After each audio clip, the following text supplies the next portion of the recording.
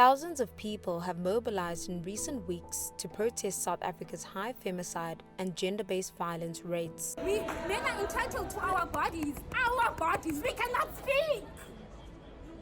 We cannot say, no, do not touch me.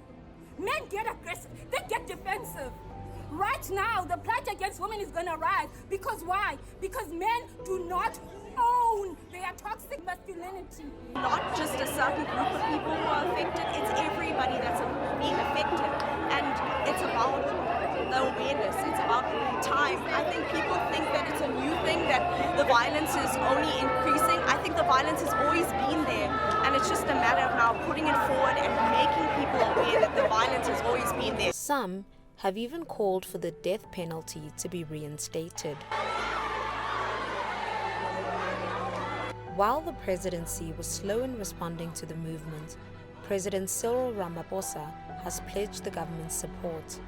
We are going to overhaul and modernize the National Register of Gender-Based Violence Offenders, provided for in the Sexual Offences Act, to ensure that it is effective in combating gender-based violence. The National Register of Offenders will list all the men who are convicted of acts of violence against women and children. I will ask Parliament to consider amending the legislation to make the register public. But legally, what implications will the government's potential plan have for the country?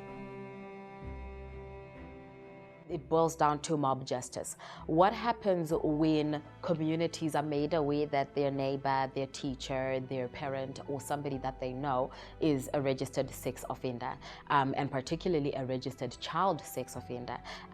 It becomes a concern. So how are we going to regulate and monitor that to ensure that the communities are well educated? The right to dignity and the right to privacy are enshrined in our Constitution.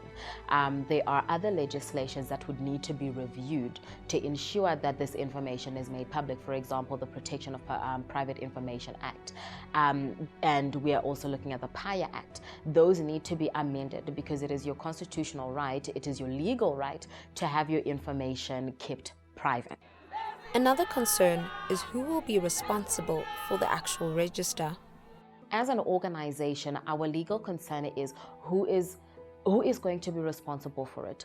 What is the process? We see that, for example, cases take up to 10 years to get finalized. The perpetrator can be roaming the streets for 10 years before they're put on the register. Having somebody placed on a register that is currently not functioning is not going to address. We can't lean on a register that is not functioning. We can't lean on corrective services that are not functioning.